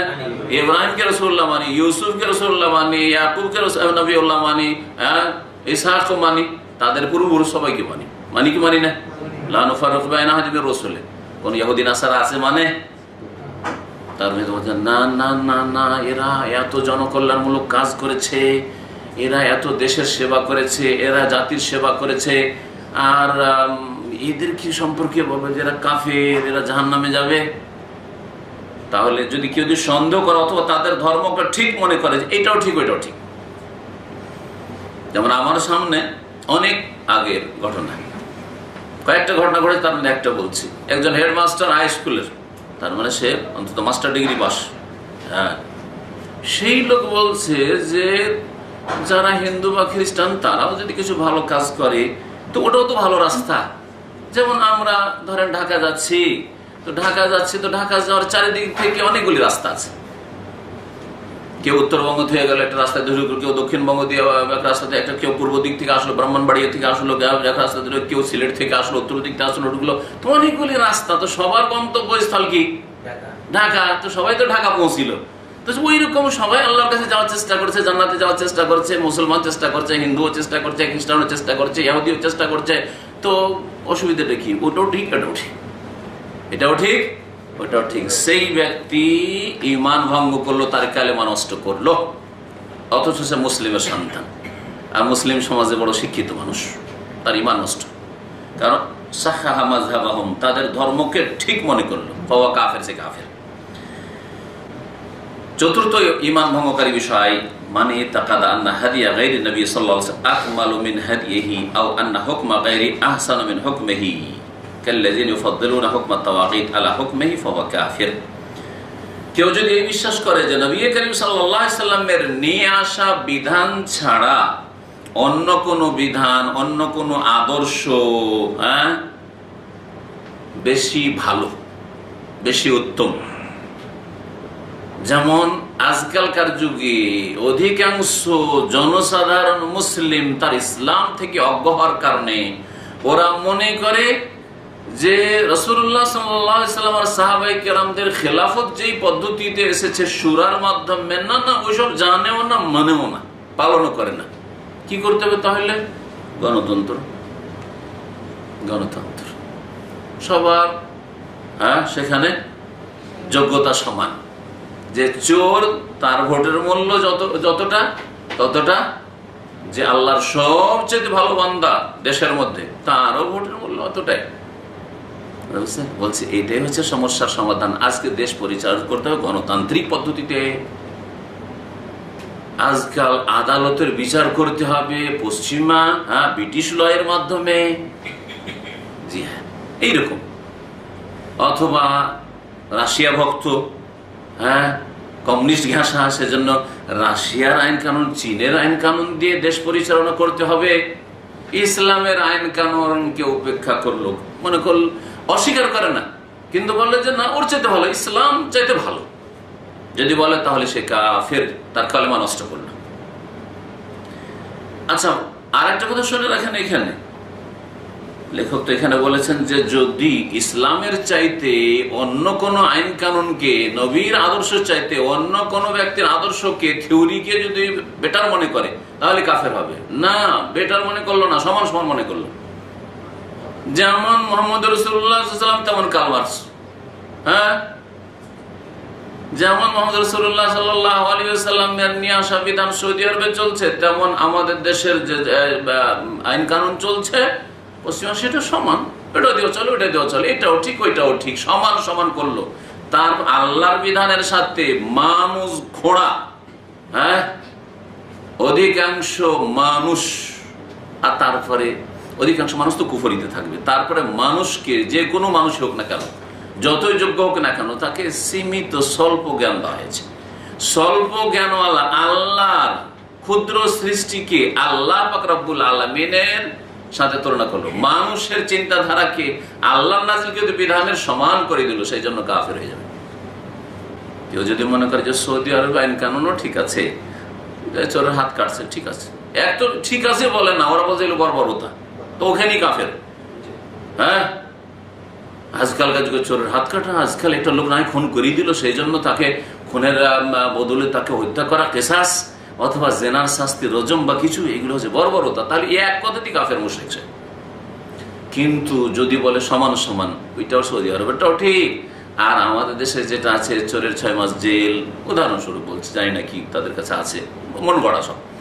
হ্যাঁ, যদি ডাকাত হয় চলো 2 বছর 3 বছর জেল, তারপরে জামানতে ডাকাত চোর জেনাকারী বেরিয়ে চলে আসতে পারে। কিন্তু আল্লাহ পাকের নেক বান্দা একটা মুসল্লি মানুষ যদি একটা ভুল করে দেয় আর সেটা ধর্মের নামে ভুল হয়ে থাকে, তাহলে সে বেরোতে পারে না, সে বেরোতে পারবে না, যেতে ওর জন্য কোনো জামানত নেই। এই হলো চরিত্র আজকালকার মানুষের তৈরি করা আদালত। তো এ হচ্ছে ঈমান ইসলাম ভঙ্গকারী বিষয়। তো তাই বলছেন যে যেই ব্যক্তি বিশ্বাস করবে আন্না হাদিয়া গায়রান নবী সাল্লাল্লাহু আলাইহি ওয়াসাল্লাম, নবী সাল্লাল্লাহু আলাইহি ওয়াসাল্লামের আদর্শ ছাড়া অন্য কোনো আদর্শ আকমালু মিন হাদিহি, নবীর আদর্শের চাইতেও অধিক পূর্ণ, আও আন্না হুকমা গায়রিহি, অথবা নবী সাল্লাল্লাহু আলাইহি ওয়াসাল্লামের বিচার বা ফয়সালা সিদ্ধান্ত ছাড়া অন্য কারো বিচার সিদ্ধান্ত আহসানু মিন হুকমিহি, নবী সাল্লাল্লাহু আলাইহি ওয়াসাল্লামের সিদ্ধান্তের চাইতে উত্তম, এইরকম যদি কি বলে তাহলে সে কাফের হয়। কাল্লাযিনা ইউফাদ্দিলুনা হুকমা তাওয়াগীত, যেমন ওই সব লোকেরা যারা মানবরচিত বিধানকে প্রেফার করছে, প্রাধান্য দিচ্ছে আলা হুকমিহি, নবী সাল্লাল্লাহু আলাইহি ওয়াসাল্লামের বিচারের উপর, নবী সাল্লাল্লাহু আলাইহি ওয়াসাল্লামের নিয়ে আসা বিধানের উপর, ফাহুয়া কাফির, কাফির। আম লাহু শুরাকা ও শারাউ লাহুম মিনাদ-দ্বীন মা লাম ইয়াযান বিহিল্লাহ, তাদের কি কোনো শরীকেরা রয়েছে? শারাউ লাহুম মিনাদ-দ্বীন, তাদের জন্য আইন রচনা করেছে। কি আইন রচনা করে, বিধান রচনা করবে আল্লাহ ছাড়া? কাকে ইখতিয়ার দেওয়া হয়েছে, স্বাধীনতা দেওয়া হয়েছে? সূরা সূরা আয়াত নম্বর 21। 5 নম্বর ঈমান ভঙ্গকারী বিষয় হচ্ছে নবী সাল্লাল্লাহু আলাইহি ওয়াসাল্লামের নিয়ে আসা কোন বিধিবিধানকে কেউ যদি ঘৃণা করে, অবজ্ঞা করে, যদি আমল করলো, আমল করে কিন্তু ঘৃণা করে, আমল করার পরেও কাফের হয়ে যাবে যদি নবীর নিয়ে আসা কোন বিধিবিধানকে ঘৃণা করে। নামাজ পড়ে লোকটা, কিন্তু নামাজ নামাজ নামাজ সবাই পড়ে সেজন্য পড়ছি, হ্যাঁ, কাফের। কেউ যদি নামাজ তো ছাড়লেও কাফের হয়ে যায়, এটা হচ্ছে সহিহ মত। কিন্তু অন্য বিষয়, এত বড় রোজার দিনে রোজা রাখে, রোজা হয়তো সমাজে চক্ষু লজ্জায়, কিন্তু পছন্দ করে না। হজ করতে আসে এইরকম মুনাফিক চরিত্রের লোকের, কিন্তু হজের বিরুদ্ধে বলে, হ্যাঁ, ঘৃণা করে হজকে, এত টাকা খরচ করে লাভটা কি? হ্যাঁ, দেশের অর্থনীতি নষ্ট করে দেওয়া হচ্ছে না? কাফের, ঈমান ভঙ্গকারী, কালেমা তার নষ্ট করেছে সে। 5ম ঈমান ভঙ্গকারী বিষয়, মান আবগাদা শাইআন, যেই ব্যক্তি কোনো কিছুকে ঘৃণা করবে, মিম্মা জাআ বিহি রাসূল, ওই সব থেকে যা রাসূলুল্লাহ সাল্লাল্লাহু আলাইহি ওয়াসাল্লাম নিয়ে এসেছেন, ওয়ালাউ আমিলা বিহি, যদিও আমল করে, আমল করছে হয়তো, তারপরে ওর অন্তরে ঘৃণা আছে, ফাহুয়া কাফের, তাহলে সে কাফের। যেমন কুরবানি সম্পর্কে একটা পত্রিকাতে কয়েক বছর আগে, বাংলা পত্রিকাতে লিখেছিল কোন মুনাফিক, লিখেছে বাংলাদেশে যে কয়েক লক্ষ কোরবানি হয় বা তারও বেশি হইতো কোরবানি হয়, তো এই কোরবানির টাকাটা হিসাব করলে কোটি কোটি টাকা হয়। এই টাকাটা দেশের জন্য অনেক কাজে আসতে পারে। এরকম কোরবানি করে এই 2-3 দিনের মধ্যে এতগুলো গোস্ত খেয়ে দেই করে দিলাম, লাভটা কি? সে যদিও তার বাড়িতে কোরবানি করে, তবুও সে ব্যক্তি কাফের, কারণ তার অন্তরে ঘৃণা রয়েছে কোরবানির উপর, কোরবানির বিধানের উপর। আল্লাহ রাব্বুল আলামিন সূরা মুহাম্মদের আয়াত নম্বর 9 ইরশাদ করেছেন, যালিকা বিআন্নাহুম কারিহু মা আনজালাল্লাহ, এরা কেন কাফের হয়েছে? এই জন্য কাফের হয়েছে যে বিআন্নাহুম কারিহু, তারা ঘৃণা করেছে, মা আনজালাল্লাহ, আল্লাহ নাযিল করা বিধানকে। হজকে ঘৃণা করেছে, কুরবানিকে ঘৃণা করেছে, হ্যাঁ, রোজা রাখবে এত কষ্ট করে, তো কাজকর্ম কেমন করে করবে, ঘৃণা করেছে, অন্তর ঘৃণা ছিল। নামাজি বা নামাজকে ঘৃণা করেছে, ফাআহবাতা আমালাহুম, সুতরাং আল্লাহ তাদের আমলকে বিনষ্ট করে দিয়েছেন, ধ্বংস করে দিয়েছেন। আর আমল কার আল্লাহ ধ্বংস করেন? কাফের। 6 নম্বর ঈমান ভঙ্গকারী, কালেমা ভঙ্গকারী বিষয় হচ্ছে দ্বীন ইসলামের বা রাসূলুল্লাহ সাল্লাল্লাহু আলাইহি ওয়াসাল্লামের বা কোনো নেকির বিষয়, কোনো শাস্তির বিষয় নিয়ে ঠাট্টা বিদ্রুপ করা, উপহাস করা। যেই ব্যক্তি রাসূলুল্লাহ সাল্লাল্লাহু আলাইহি ওয়াসাল্লামের দ্বীনের কোনো কিছুকে নিয়ে উপহাস করবে, ঠাট্টা মজাক করবে, আও সাওয়া বিশাইইন মিন দ্বীনির রাসূল আও সাওয়াবিহি, অথবা দ্বীন ইসলামের কিছু নেকির দিক নিয়ে ঠাট্টা করলো, নেকির দিক নিয়ে, যেমন ধরেন সহিহ হাদিস দ্বারা প্রমাণিত যে এই কাজটি করলে তো নেকি। যদি জাল হয়, যেমন জাল যারা বয়ান করে বেড়ায় এক শ্রেণী আমাদের মুসলিম ভাইয়েরা, ওদের কথা বাদ দেন। কত লক্ষ গো? 49 কোটি কথা, 49 কোটি। এইগুলো জাল কথা। জাল কথার বিরুদ্ধে কেউ বললে অসুবিধা নেই, কারণ ওটা জাল নবীর কথাই নয় আসলে। কিন্তু সহি কথা, লা ইলাহা ইল্লাল্লাহু ওয়াহদাহু লা শারীকা লাহু লাহুল মুলকু ওয়া লাহুল হামদু ওয়া আলা কুল্লি শাইইন কাদির, এটা যদি কেউ দিনে 100 বার পড়ে, সকালে 100 বার পড়ে, তার যে ফজিলত রয়েছে। অথবা সাইয়্যিদুল ইস্তিগফার সকালে যদি একবার পড়ে, সন্ধ্যাবেলা একবার পড়ে, আর দিনে অথবা রাতে যদি মারা যায় তাহলে জান্নাতে যাবে। সহি কি না? কেউ যদি এটা কোন কথা হইল, এটা কোন কথা হলো? জান্নাত তো সস্তা নাকি? নবী সাল্লাল্লাহু আলাইহি ওয়াসাল্লাম বলছেন, আর তুমি বলবে জান্নাত এত সস্তা নাকি? জান্নাতে হয়তো বিশ্বাস আছে, কিন্তু যেহেতু নবী সাল্লাল্লাহু আলাইহি ওয়াসাল্লামের একটা নেকির জিনিস সাব্যস্ত সহিহ হাদিস দ্বারা প্রমাণিত, তাকে নিয়ে ঠাট্টা করলেন। অথবা কোনো আযাব শাস্তি নিয়ে, কবর আযাব নিয়ে, আরে কবর আযাব দেখেছো কোনোদিন নাকি? এইটা কত ঠাট্টা, উপহাস করা, ঠিক না? কেউ তো কবর আযাবের কথা বলে, এগুলো হুজুরদের কথা, কোনদিন দেখেছেন নাকি কবর আযাব হয়? এক কথায় শেষ, পার এক কথা, ইসলাম থেকে বিদায়। আল্লাহ রাব্বুল আলামিন ইরশাদ করেছেন সূরা তাওরা আয়াত নম্বর 65-66-তে, কুল আবিল্লাহি ওয়া আয়াতিহি ওয়া রাসূলিহি কুনতুম তাস্তাহজিউন, হে নবী বলে দাও, তোমরা কি আল্লাহর সাথে আর তার আয়াতের সাথে, তার রাসূলের সাথে ঠাট্টা বিদ্রূপ করছো? লা তা'তাযিরু, তাহলে তোমরা কোনো ওযর পেশ করিও না। কাদ কাফারতুম বাদা ঈমানিকুম, তোমাদের ঈমান ইসলাম গ্রহণের পরে কাফের হয়ে গেছো। নবী সাল্লাল্লাহু আলাইহি ওয়াসাল্লামের সাথী সঙ্গী মদিনার মুনাফিকদের সম্পর্কে আল্লাহ বলছেন যে ঈমান তোরা নিয়েছিল, লা ইলাহা ইল্লাল্লাহ পড়েছিল, এই লা ইলাহা ইল্লাল্লাহ কোনো কাজে আসবে না, কাফের হয়ে গেছো তোমরা তোমাদের ঈমানের পরে। ইন্না ফান তায়ফাতি মিনকুম, তোমাদের এক দলকে যদি মাফ করেই দিই, নুআযযিব তায়ফা, তাহলে আর এক দলকে আমি শাস্তি দেব, আল্লাহ বলছেন। বিআন্নাহুম কানু মুজরিমিন, কারণ তারা বড় অপরাধী। 7 নম্বর কালেমা নষ্টকারী, ঈমান ইসলাম নষ্টকারী বিষয় হচ্ছে সেহর, জাদু টোনা। জাদু টোনা যেই ভাষায় বলেন আমাদের সে বান মারা, বা নিজে করা অথবা কাউকে দিয়ে করানো, করাবার জন্য যাওয়া, যে মুখে করেন, হয়তো নিজে করতে জানা, জাদু করতে জানা না, কিন্তু জাদু করাই কাউকে দিয়ে। তো এইসব হচ্ছে কুফর। তাহলে কেউ যদি 5 ওয়াক্ত সালাত আদায় করে, সবকিছু ইসলামের পালন করছে, কিন্তু সেহের, জাদুর সাথে জড়িত, জাদু শিখে জাদু করে বা জাদু করায় কারো ক্ষতি করার জন্য, একটু ওকে একটা জাদু করে দেন তো একটু। আর আমাদের লোকেরা জাদু বলে না, কি বলে, দোয়া তাবিজ করতে। কত শয়তানের শয়তান করছে, কুফরিয়ার নাম হচ্ছে দোয়া তাবিজ। আর শুধু তাবিজ যদি বলতো তাবিজ শিরক, কিন্তু দোয়া লাগিয়ে, দোয়া তো আল্লাহর কাছে হয় না, গায়রুল্লাহর কাছে দোয়া হয়। আর মন্ত্রতন্ত্র ছাড়া তো এই সেহর জাদু হয় না। সেহর হচ্ছে কুফর, আর দোয়া, আল্লাহর কাছে দোয়া করা হচ্ছে তাওহীদ। উদউনি আস্তাজিব লাকুম, আমাকে ডাক, আমার কাছে দোয়া কর, আমি তোমাদের দোয়া শুনবো, কবুল করব। তো এটা আরেকটা ধোঁকাবাজদের ভাষা, দোয়া তাবিজ। দোয়া তাবিজ করে না, শাশুড়ি জামাই কি করে? করে যাতে আমার মেয়ের উপরে আকৃষ্ট থাকে, অন্য কথা বিয়ে না করে। তারপরে আবার শাশুড়ি বউকেও করে, বসে করে রাখার জন্য, যাতে করে এদিক ওদিক অবদ্ধ না হয়ে যায়। এইসব পারিবারিক আমাদের দেশে যে সেহর আছে, বলে শেষ করতে পারবেন না। আবার মোল্লা হুজুরও শিখায়, কোনো মেয়েকে বিয়ে করতে চাইছেন, আর যদি মেয়ের বাবা রাজি না হয়, তাহলে সোজা সালমানি নকশা পড়েন, না নিয়ামুল কোরআন পড়েন, আর না হলে হাকিমুল উম্মত সাহেবের কিতাব পড়েন। ওই সব কিতাবে দোয়া তাবিজ আছে, মানে ওই সেহের জাদু আছে, বুঝা গেছে? যে প্রেম সৃষ্টি হয়ে যাবে, উঠে চলে আসবে। কুফরি কাজ এগুলো। কোনদিন কোরআন হাদিসের কোন আয়াত দিয়ে বা দোয়া দিয়ে কখনো প্রেম সৃষ্টি করেন, এই নোংরামি আর অশ্লীলতার জন্য আল্লাহ কোরআন হাদিস নাযিল করেন নাই, বরং নোংরামি অশ্লীলতা দূর করার জন্য। ওয়ায়ানহা আনিল ফাহশাই ওয়াল মুনকার, ফাহেশা কথা কাজ আর মুনকার অবৈধ হারাম আর নিকৃষ্ট কথা কাজকে নির্মূল করার জন্য আল্লাহ ওহী নাযিল করেছেন। আর এরা এইসব অশ্লীলতাকে ছড়ায় তাদের দোয়া তাবিজের বাহানায়, কিন্তু দোয়া তাবিজ না, সেগুলি হচ্ছে সেহের জাদু, কিন্তু সেগুলি কিতাবের নাম দিয়েছে ধর্মীয় পুস্তক। এগুলো ধর্মীয় পুস্তক না, এগুলো সেহের জাদুর পুস্তক। ভালো করে মনে রাখবেন। মকসুদুল মোমেনিন, নিয়ামুল কোরআন, আর আমলে কোরআনী, সোলেমানি নকশা, এই ধরনের যতগুলি কিতাব দোয়া তাবিজের আছে, নকশা দেওয়া আছে। আর এতে প্রেম সৃষ্টি হয়, এই করলে সেই হয়, জাফরান দিয়ে লিখতে হয়, এই করতে হয়, সেই করতে হয়, সবগুলি জাদুর কিতাব। এগুলো ভালো করে মুখস্থ করে, জাদুর কিতাব।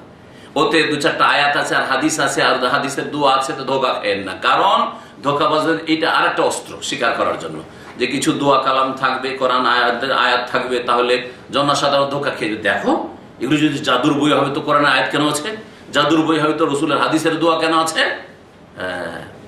ওর সাথে সাথে শিরক কুফরি আছে।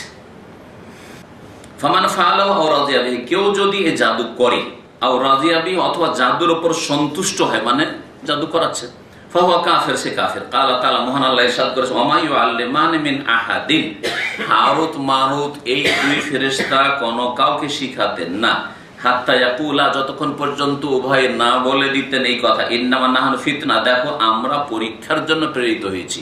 ফালা তাকফুর, সুতরাং তোমরা জাদু শিখে আর এই জাদু করে কি করিও না, কাফের হইও না। ফালা তাকফুর, কুফরি করিও না, কাফের হইও না। তাহলে বোঝা গেল, ফালা তাসহার বলেনি তোমরা জাদু করিও না, তাহলে বোঝা যেত না যে জাদুর কাজটি কি, কিন্তু ফালা তাকফুর, তাহলে বোঝা গেল যে জাদু করা কি, কুফরি।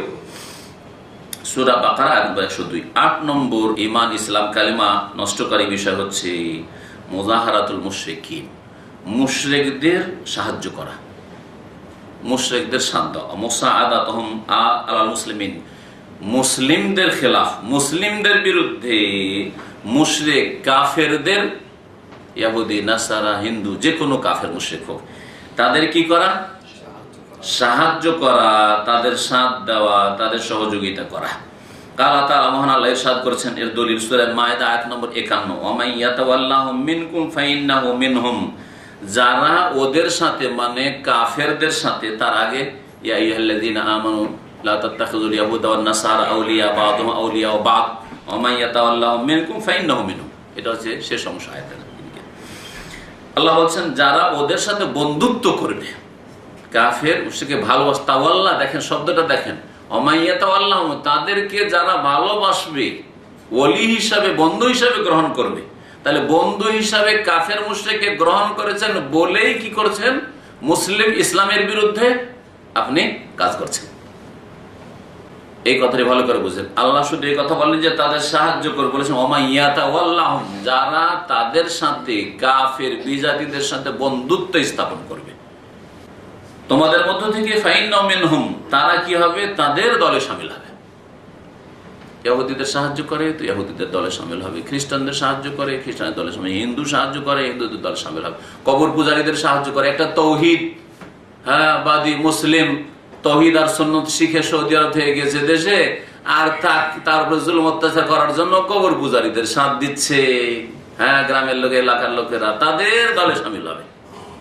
নামাজ রোজা করেও কাজ হবে না, তাদের দলে শামিল, কিয়ামতের দিনে ওই শিরিককারীদের দলে উঠবে। তো এই সাহায্যটা ভালোবাসার ভিত্তিতে যদি হয়, ইসলামের বিরুদ্ধে বা মুসলিমের বিরুদ্ধে কাফের সাহায্য করা ভালোবাসার ভিত্তিতে যদি হয়, ওদের সাথে ভালোবাসা সেই জন্য, তাহলে এটা কুফরি। কারণ আল্লাহ তাওয়াল্লি বলেছেন, ওমাইয়া তাওয়াল্লাহ। এই কথাটি এত সংক্ষেপে যদি রেখে দেওয়া হয়, তাহলে কিছু যুবক পোলাপান আজকাল শুধু আয়াতের তরজমা দিয়ে ফতোয়াবাজি করা শুরু করে। কি করে? এই তরজমা দিয়ে ফতোয়াবাজি শুরু করে, আর এরা বিভ্রান্ত হয়। একটা উদাহরণ দিচ্ছি, তাহলে বুঝতে পারবেন যে এটা ঢালাহারে সব ক্ষেত্রে।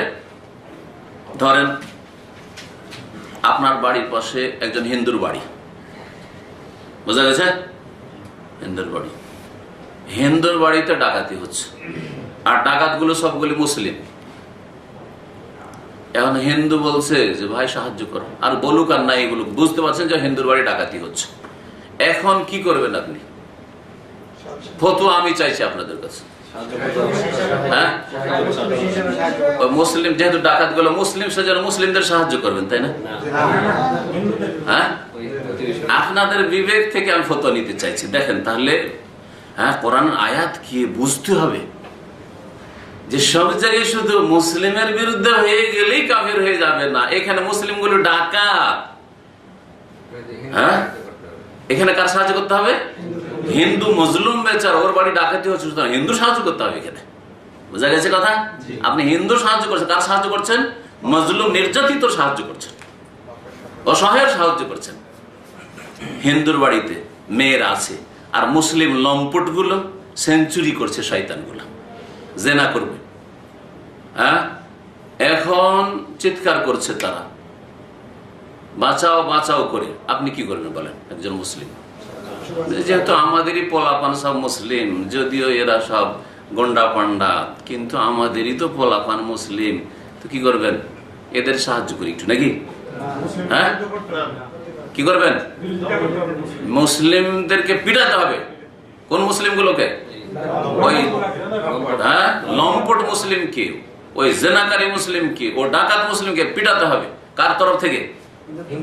হিন্দু না, ওই নারীদের ইজ্জত রক্ষা করার জন্য। বুঝা গেছে এবারে? হ্যাঁ, ইহুদি নাসারাদের নারীর ইজ্জত রক্ষা করার জন্য। এটা হচ্ছে ইসলাম। ইসলাম ইন্নাল্লাহ ইয়ামুরু বিল আদল। ইসলামের কিছু নীতিমালা আছে। আল্লাহ ন্যায় নীতির নির্দেশ দিয়েছেন। ন্যায় যদি ইহুদির সাথে থাকে তো ইহুদিকে দিতে হবে তার ন্যায্য অধিকার, খ্রিস্টানের সাথে থাকে খ্রিস্টানকে দিতে হবে ন্যায্য অধিকার। বুঝা গেছে এবারে? তাহলে শুধু মামাইয়া তাআল্লাহ, তাহলে মুসলিমের বিরুদ্ধে সাহায্য করলে কাফের হয়ে যাবে, ঢাল হারে বলা যাবে? জি। আর একটা উদাহরণ দিই, এটা তো একটা উদাহরণ দিয়ে বুঝুন। আর একটা উদাহরণ দিই, তাহলে আরো একটু স্পষ্ট হবে। অন্য রকমের উদাহরণ।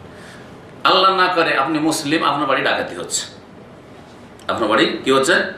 ডাকাতি হচ্ছে। আর আপনার আশেপাশে যে বাড়িগুলো আছে সবগুলি হিন্দু না হয় খ্রিস্টান, অমুসলিমের বাড়ি। ডাকাতি হচ্ছে, আপনার বাড়ি ডাকাতি করছে মুসলিম, হ্যাঁ, অথবা যে কি হোক, মুসলিমই ধরেন ডাকাতি করছে। অমুসলিম বললে তো সমান সমান হইল, পাশে মুসলিমরা রয়েছে আর অমুসলিম ডাকাত, কিন্তু মুসলিম ডাকাতগুলো আপনার বাড়িতে ডাকাতি করছে, আশেপাশে অমুসলিমগুলো আছে। আচ্ছা, ওরা কি চিৎকার করে ডাকবেন না? ডাকবেন না? হ্যাঁ, যে এসো গো এসো গো, একটু উদ্ধার করো, আমাদেরকে একটু সাহায্য করো, বাড়িতে ডাকাত ঢুকে গেছে। চিৎকার করবেন না? করবেন না? সাহায্য চাইবেন না? চাইবেন না?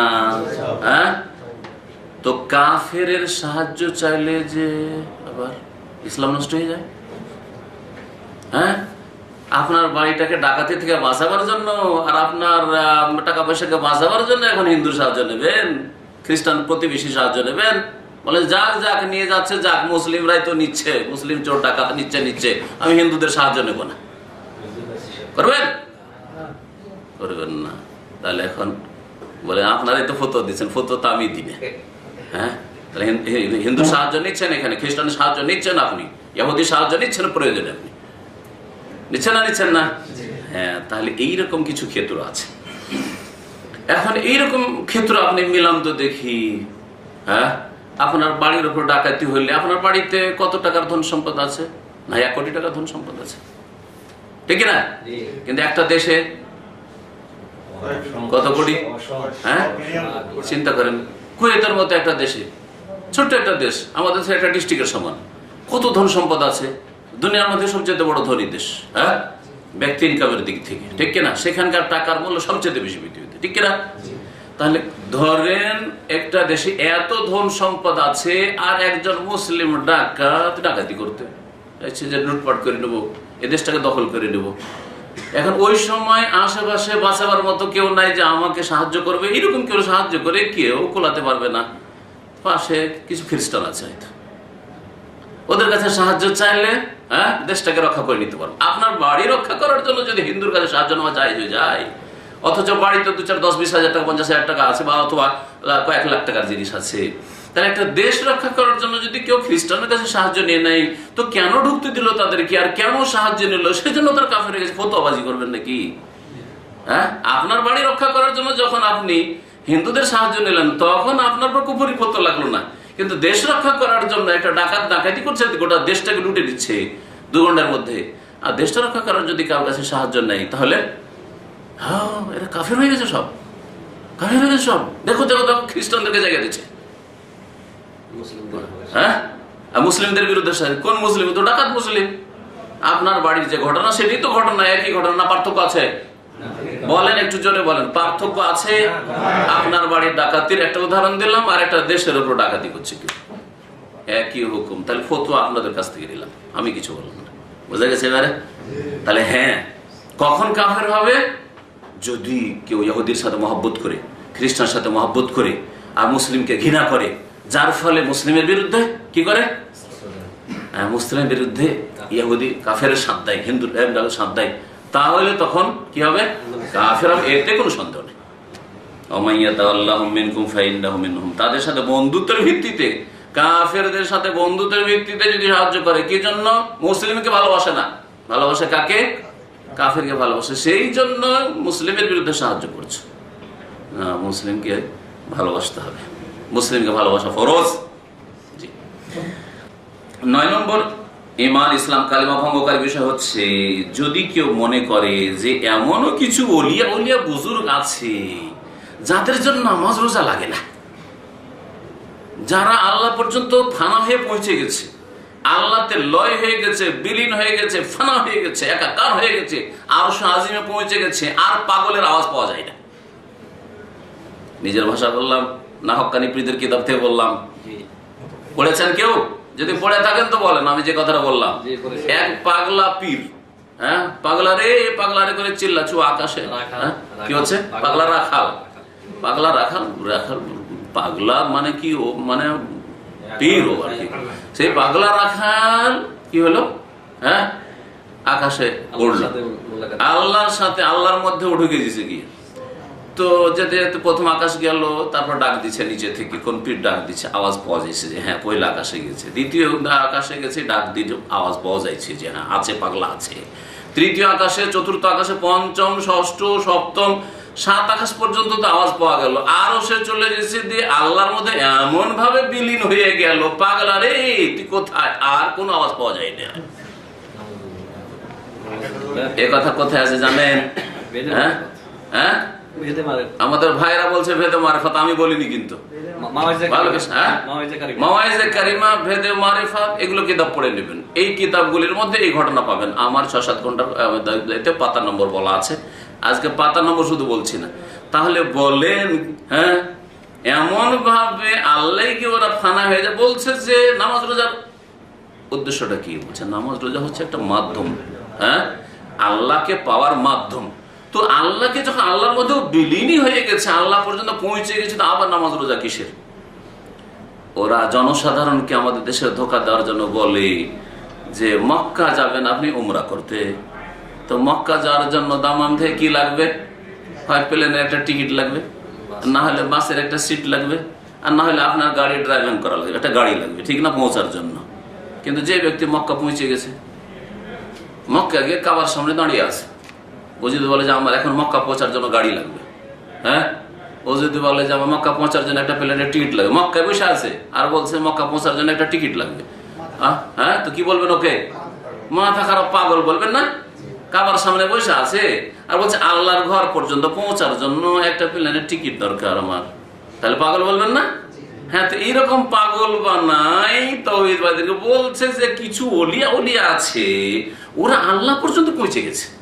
যখন আল্লাহ পর্যন্ত পৌঁছে গেছে, তো আমার নামাজ রোজা কিসে? ওর জন্য হালাল হারাম কিছু, ওর জন্য সব জায়েজ। বুঝা গেছে? তারপরে তারা এমন চোখে দেখে, তাদের কাশফায় আপনি দেখেন না। সেই জন্য আপনার পীর সাহেব যদি বলে যে আপনার জায়েজ নামাজটাকে মদে ডুবিয়ে নিয়ে নামাজ পড়েন, তবু আপত্তি করবেন না। ওদের কিতাব আছে না নেই? আছে। তাহলে বলেন তো দেখি, যখন আমাদের মধ্যে কেউ যদি আপনাকে বলে যে আপনার জায়েজ নামাজটা একটু মদে ধুয়ে পরিষ্কার করে নেন, মদে ডুবিয়ে পরিষ্কার নেন, মানবেন? আমার কথা মানবেন? মানবেন?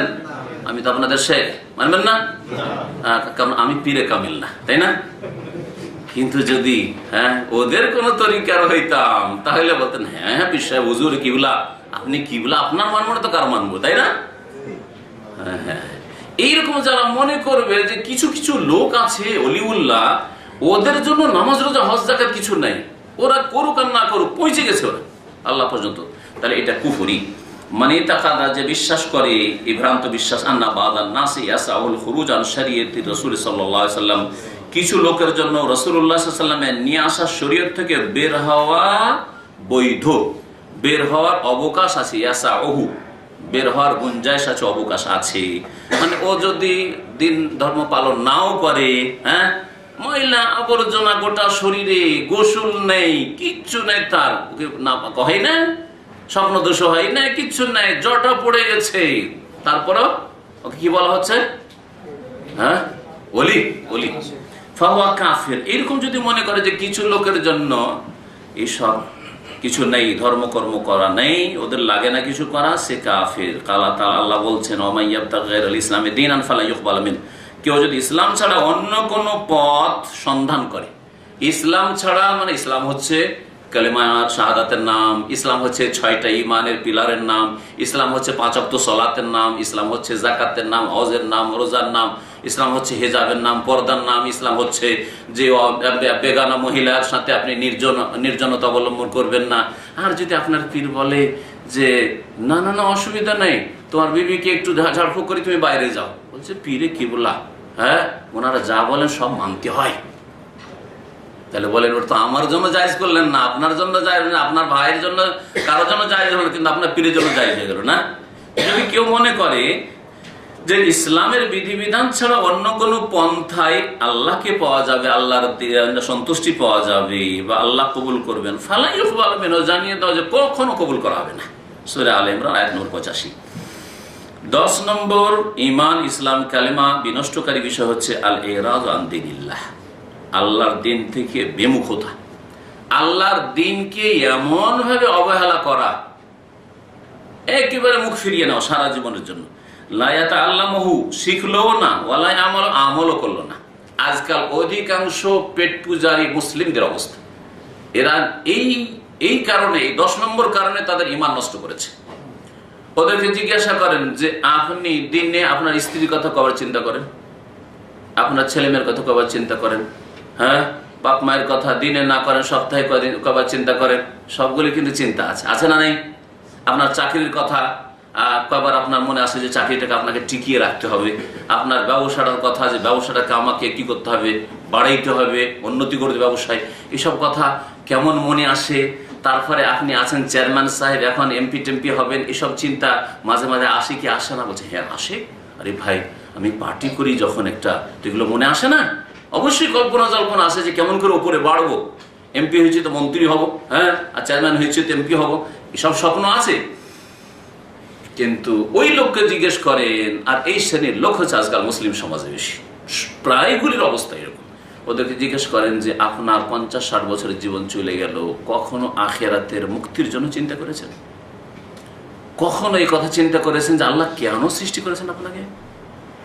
হ্যাঁ, আল্লাহ পাকের ইবাদত বন্দেগী কি জিনিস আপনি কখনো জেনেছেন, শিখেছেন? কখন আপনি চিন্তা করেছেন আল্লাহর সামনে কেমন করে জবাব দেওয়া হয়? কখন আপনি চিন্তা করেছেন যে আপনাকে, হ্যাঁ, গুনার জন্য জাহান্নামে যেতে হবে, ভয় লেগেছে? বলছেন না ভাই, এইসব কথা খেয়াল আসে না, খেয়াল আসে না। কখনো ইসলাম শিখতে হবে এই কথা কোনোদিন আপনার মনে এসছে, কল্পনা এসছে? বলছে সময় নেই। আমার সামনে এমনও কিছু লোক ট্যাক্সি চালায়,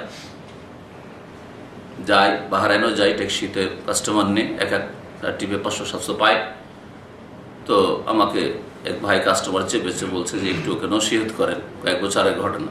তো বলছে যে আসেন ইসলামী সেন্টারে আসেন, আপনাদের মতো যারা ট্যাক্সি অনেকে চালে, এয়ারপোর্টে চালে আলহামদুলিল্লাহ, নিয়মিত সপ্তাহে একবার করে মাঝে মাঝে আসে, আমার বক্তব্য আসে বা এখানে আসে আলোচনা শোনার জন্য আসে, দিন শিখেন এখানে সৌদি আরবে। তো বলছে যে হুজুর সময় হয় না আমার, ওর সময় হয় না, বুঝছেন না, সময় হয় না। স্ত্রীকে টেলিফোন করার জন্য সময় হয়, বাপ মাকে টেলিফোন করার জন্য সময় হয়, পেট পূজা করার জন্য, সবগুলি সময়। অনেক সময় 24 ঘন্টা ঘুমায় না। যদি লম্বা একটা টিপ পেয়ে যায়, এখান থেকে 1800 কিলোমিটারের জিজানের, হ্যাঁ, আর যদি এখান থেকে আপনার জর্ডনের বর্ডারের, অসুবিধা নেই, এখান থেকে দুবাইয়ের যদি পেয়ে যায়, কোনো অসুবিধা নেই। কিন্তু দিন শেখার জন্য সময় হয় না, দিন শিখে না, আমল নামাজও পড়ে না, হ্যাঁ, আর নামাজ পড়াই শুধু যথেষ্ট না। অনেকে মনে করে আমি নামাজ রোজা করে আবার শিখার কি প্রয়োজন? তুমি সহি নামাজই তো জানো না, তুই ভুল নামাজ পড়ে লাভটা কি হবে? ভুল নামাজ পড়ে লাভটা কি হবে? আগে এলম, তারপর আমল। প্রথমে এলম শিখতে হবে, সহি নামাজ শিখতে হবে, তারপরে সহি নামাজ পড়তে হবে। তো যেই ব্যক্তি এইরকম ইসলাম থেকে বিমুখ হইল, দিন শিখলো না, আমলও করলো না, ও হচ্ছে কি মুসলিম না কাফের? ঈমান ভঙ্গ করলো। আল্লাহ পাক ইরশাদ করেছেন এই মর্মে কয়েকটি আয়াত রয়েছে। ওমান আযলামু একটি আয়াত, ওর চাইতে বড় জালেম আর কে হতে পারে? মিম্মান যুক্কিরা বিআয়াতি রাব্বিহি, যাকে তার প্রতিপালকের আয়াত দ্বারা উপদেশ দেওয়া হইল, সুম্মা আরাদা আনহা, অতঃপর তা থেকে বিমুখ হয়ে গেল, মুখ ফিরিয়ে নিল। ইন্না মিনাল মুত্তাকিমুন, নিশ্চয় আমি আল্লাহ অপরাধীদের থেকে প্রতিশোধ গ্রহণ করব। এই আয়াতে আল্লাহ কি বলেছেন? সবচেয়ে বড় জালেম বলেছেন, তাই না? বিমুখ যারা, ইসলাম বিমুখ, ইসলাম থেকে উল্টো দিকে মুখ ফিরিয়েছে, তাদেরকে কি বলেছেন? বড় জালেম। বড় জালেম কি হয়? কাফের হয়, মুশরিক হয়, ঠিক না? তাহলে ঈমান ভঙ্গ করলো, এটা একটু অস্পষ্ট। আর একটা আয়াত দিয়ে আরো স্পষ্ট, ওয়াল্লাযীনা কাফারু আম্মা উনযিরু মুরিদুন। আল্লাহ বলছেন যারা কাফের, যা থেকে তাদেরকে সতর্ক সাবধান করা হয়েছে যে এই পাপ করিও না, ফরজ ওয়াজিব আদায় করো, না হলে জাহান্নামে যেতে হবে, কবরের আযাবের সম্মুখীন হবে। আম্মা উনযিরু, যা থেকে তাদেরকে সতর্ক সাবধান করা হয়েছে তা থেকে বিমুখ, মুরিদুন। ওয়াল্লাযীনা কাফারু, তাহলে এদেরকে আল্লাহ কি বললেন? ওয়াল্লাযীনা কাফারু, যারা বিমুখতার জীবন যাপন করছে। যদি জিজ্ঞেস করেন যে আপনি যে দলটি করেন, রাজনৈতিক দল, তার জন্য কেমন পরিশ্রম করেছেন, বলে ভাই আর বলিও না, রাত দিন সমান করে দিচ্ছি। ইলেকশনের সময় আসলে মাসকে মাস ঘুমাইনি, সারা রাত বাড়ি বাড়ি ঘুরেছে ভোট চাওয়ার জন্য। হ্যাঁ, মিছিলের জন্য শুধু একটা ডাক না পড়লেও বেরিয়ে পড়ে, ডাক না পড়লেও রাস্তায় লাফিয়ে নেমে যায়, বোঝা গেছে? কিন্তু হাইয়া আলাস সালাহ, হাইয়া আলাল ফালাহ ডাক হচ্ছে, কোশ্চেন কালো নামাজে যেতে রাজি না, তারপরে মুসলিম নাকি? কখনো মুসলিম নাই। 10 নম্বর বিষয় হচ্ছে ইসলাম থেকে বিমুখ হওয়া। এগুলি সম্পর্কে শেখ মুহাম্মদ আব্দুল্লাহ রাহমাতুল্লাহ বলেছেন, ওয়ালা ফারকা বাইনাল জাদ ওয়াল হাসিল ওয়াল খাইফি, এই ক্ষেত্রে পার্থক্য নেই যে একজন কেউ সত্যি সত্যি মন থেকে বলল যা, ওয়াল হাসিল বা ঠাট্টা রসিকতার সাথে বলল, ওয়াল খায় বা ভয়ে বলল, কুফরি হবে। তবে কেউ নিরুপায় হয়, সেটা আলাদা কথা, যে আপনাকে নিরুপায় করা হয়েছে, এই তুই এই দেবীকে সেজদা কর বা মাজারে সেজদা কর না, তো জবাই করে দেব, তখন আল্লাহ অনুমতি দিয়েছেন। আর এমনিতে একটু ভয় লাগছে ভাই, সেই জন্য আমি এই কাজটা করলাম না, হ্যাঁ, বা এটা করলাম, শিরক করলাম, কুফরি করলাম, কিসের জন্য ভাই ভয় লাগছে, চলবে না। ফি হাযিহিন নাওয়াকিস, এই ঈমান, ইসলাম, কালিমা ভঙ্গকারী বিষয়গুলো সম্পর্কে ফালিয়াহযারিল মুসলিমু মিন যালিকা আশাদ্দাল হাযার, সুতরাং মুসলিম যেন অধিক সতর্কতা অবলম্বন করে এই বিষয়গুলি সম্পর্কে। আল্লাহ রাব্বুল আলামিন যেন আমাদেরকে কোরআন এবং হাদিস বুঝার তৌফিক দান করেন।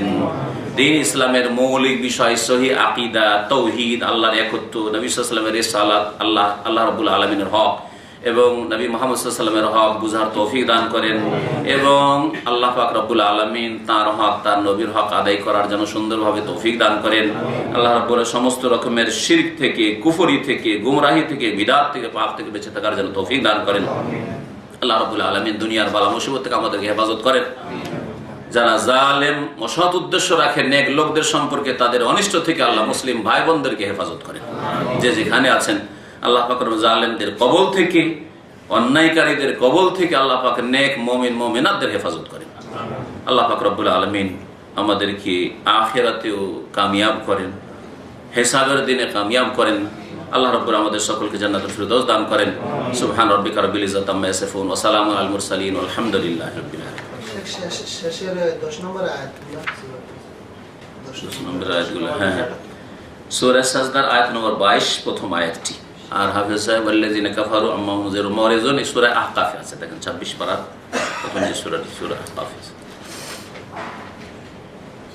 আবার মনে আছে একটু লিট আছে, হ্যাঁ, কি আছে? আবার আসতে একটু লিট হবে, তাই লিট আছে, তার কোনো প্রশ্ন উত্তর দেবো না? একটু পড়াবো, আর একটু পড়লে সময় লম্বা হয়ে যাবে, হবে না।